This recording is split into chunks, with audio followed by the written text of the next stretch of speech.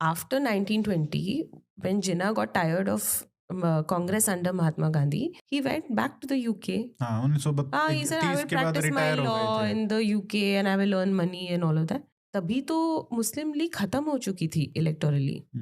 तब जब वो प्रोविंशियल इलेक्शंस भी हुए, they barely secured any seats. 35 में राइट, दे barely secured any seats. उसके बाद जब वर्ल्ड वॉर 2 की रिक्रूटिंग के वक्त वहाँ पे भी Gandhi ji wanted to recruit Indian people for World War 2.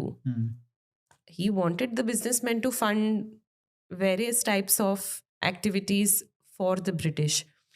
वो जाके अपनी ओर से कमिटमेंट भी दे के आए, you know, but eventually they led a civil disobedience movement that is all different. लेकिन यहाँ पे मोहम्मद अली जिन्ना took over the Muslim League and made promises to the British because he saw that outlet. उनको वो outlet दिखा कि शायद मैं ये promise करूँ तो मुझे रिटर्न में ये मिलेगा।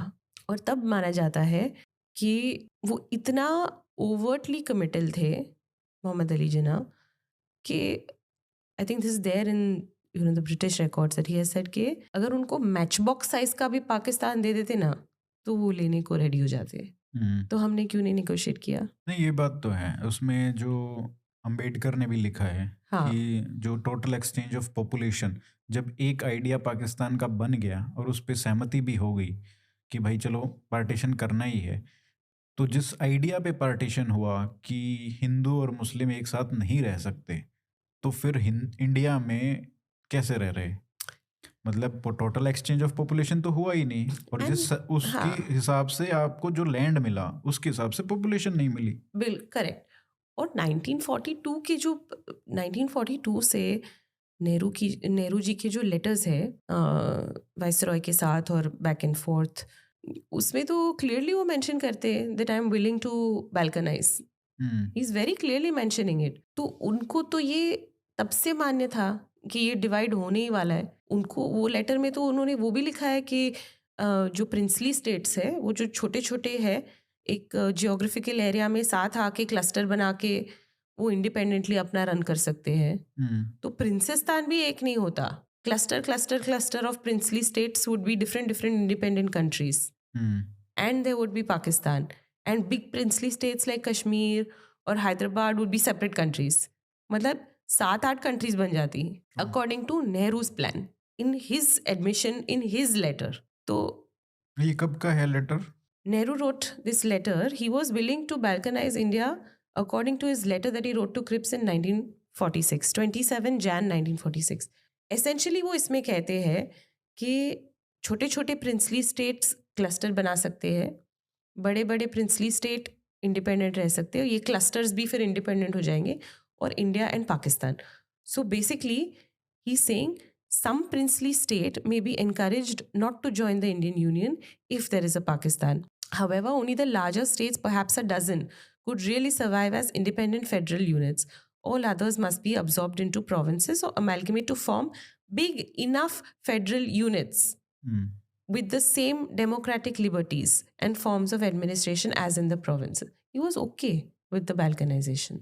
So basically Article 370 in every state, essentially.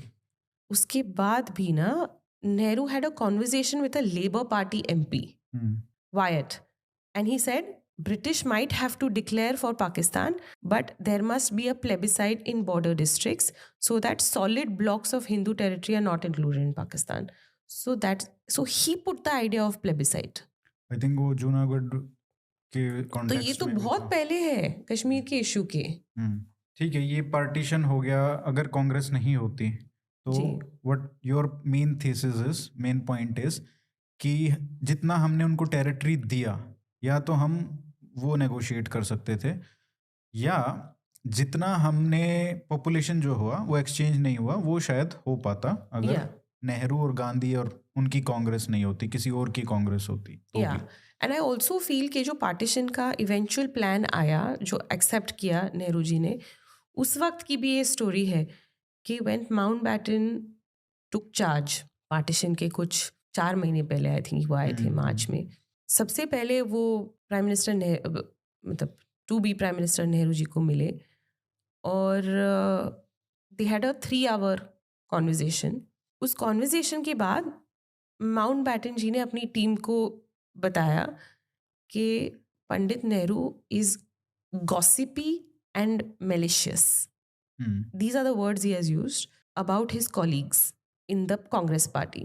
वही गॉसिप जो उन्होंने पंडित जी से अक्वायर की वो उन्होंने कांग्रेस पार्टी के विरुद्ध यूज की अपना प्लान मनवाने के लिए। नंबर 1। नंबर 2, वेरी क्विकली उन्होंने पंडित जी को कन्विंस कर लिया कि Mahatma Gandhi is an unrealistic politician and must be kept out of partition talks. इसलिए जब वो शिमला में पूरा प्लान बन चुका तब तक गांधी जी को किसी ने कुछ बताया ही नहीं। फिर as a token stamp after the whole plan was made and decided and everything, Gandhi ji गए माउंटबैटन के पास और क्या किया उन्होंने उस मीटिंग में, he wrote on a piece of paper, क्योंकि उनको भी पता था कि उन्हें साइडलाइन किया है। आज मेरा मौन व्रत है लेकिन तुम भी नहीं चाहोगे कि आज मैं कुछ बोलूं। तो अब किसको जाना चाहिए ये पार्टीशन का क्रेडिट? पंडित जवाहरलाल नेहरू।